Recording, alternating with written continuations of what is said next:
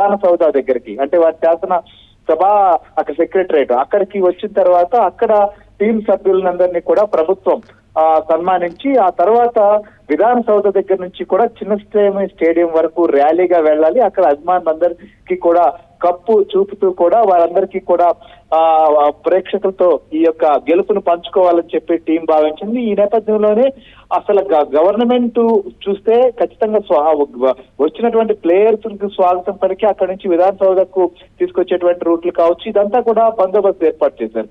అయితే చిన్నస్వామి స్టేడియం దగ్గర ప్రస్తుతం తొక్కిసలాట కావచ్చు లేదా ఇవన్నీ చోటు చేసుకున్నాయి ఎక్కువగా. సో విధాన సౌధ దగ్గర కూడా కొంత తోపులాట జరిగినప్పటికీ కొంత పరిస్థితి అక్కడ కంట్రోల్ అయింది.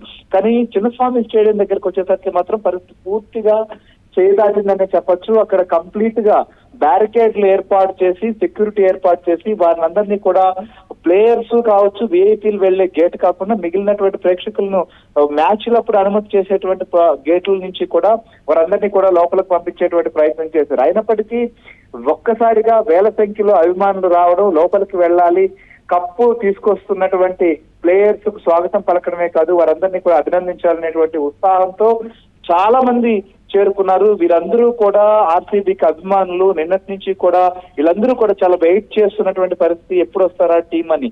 సో ఈ నేపథ్యంలోనే టీం కి స్వాగతం పలికేందుకు చాలా మంది ఈ ఉత్సాహం అత్యుత్సాహంగా మారిందని చెప్పొచ్చు.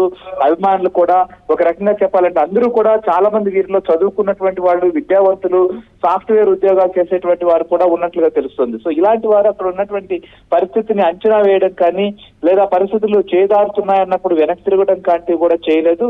పోలీసులు కూడా అక్కడ అంటే ఇంత సంఖ్యలో వస్తుందని తెలుసుకోలేకపోయారు. నిజంగా నిఘా ఫెయిల్యూర్ అయిందా? ఎందుకంటే చాలా ప్రతిష్టాత్మకంగా తీసుకున్నారు. ఈసారి మనం చూసాం ఏదంటే T20 ప్రపంచ కప్ గెలిచినప్పుడు కావచ్చు లేదా ఐసీసీ ట్రోఫీలు సాధించినప్పుడు ఇలాంటి పరిస్థితి అయితే మనకు లేదు. కానీ ఆర్సీబీ 18 ఏళ్ల తర్వాత ఈ కప్పు కొట్టినటువంటి నేపథ్యంలో అప్పటి నుంచి కూడా ఆర్సీబీ ప్లేయర్స్ కు స్వాగతం పలకాలని చెప్పి యావత్తు కర్ణాటక కావచ్చు, ముఖ్యంగా బెంగళూరులో అయితే మాత్రం చాలా పెద్ద సంఖ్యలో అభిమానులు ఎదురు చూశారు. సో ఇలాంటి పరిస్థితి ఉంటుందని చెప్పి ప్రభుత్వం ఎందుకు అంచనా వేయలేకపోయింది? ప్రభుత్వం సంబంధించిన సెక్యూరిటీ విషయంలో కూడా ఖచ్చితంగా ఇది ఫెయిల్యూర్ అనే చెప్పాల్సినటువంటి పరిస్థితి వస్తుంది. కాకపోతే ఏంటంటే ఇంత సంఖ్యలో వస్తారని మాత్రం ఎవరు ఎక్స్పెక్ట్ చేయలేదనేది మాత్రం చాలా స్పష్టంగా అర్థమవుతుంది. సో ప్రస్తుతం పరిస్థితులు కూడా ముఖ్యమంత్రి సిద్ధరామయ్య కావచ్చు, అలానే డీకే శివకుమార్ డిప్యూటీ సీఎం ఇద్దరు కూడా పరిస్థితిని పర్యవేక్షిస్తున్నారు.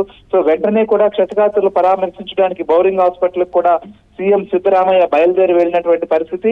సో ప్రస్తుతం అయితే మాత్రం ఈ వ్యవహారం అయితే చాలా నిజంగా చెప్పాలంటే ఇప్పటి వరకు కూడా చాలా ఆనందంలో ఉన్నటువంటి ఆర్సీబీ టీము కావచ్చు, అభిమానులకు కూడా ఈ పరిస్థితి రావడం అనేది వారు జీర్ణించుకోలేనటువంటి పరిస్థితి. నిజంగా ఈ విజయోత్సవం ఇంత విషాదంగా మారుతుందని మాత్రం ఎక్స్పెక్ట్ చేయలేదని చెప్పొచ్చు నీలిమా. రైట్, దీనికి ఇప్పటికైనా కంట్రోల్ చేసే పరిస్థితి ఏమైనా వచ్చే అవకాశాలు కనిపిస్తున్నాయా? ఇప్పటికీ పోలీసులు వాళ్ళని వార్నింగ్ చేస్తున్నారు. సో చిన్న స్వామి స్టేడియం కానీ ఖాళీ చేయాలి అని చెప్పేసి అక్కడ పోలీసులు వార్న్ చేస్తున్న పరిస్థితి అయితే కనిపిస్తుంది. సో ఇప్పటికైనా అదుపు చేసే పరిస్థితి అయితే కనిపిస్తుందా? సో చిన్నస్వామి స్టేడియంలో దాదాపు 30,000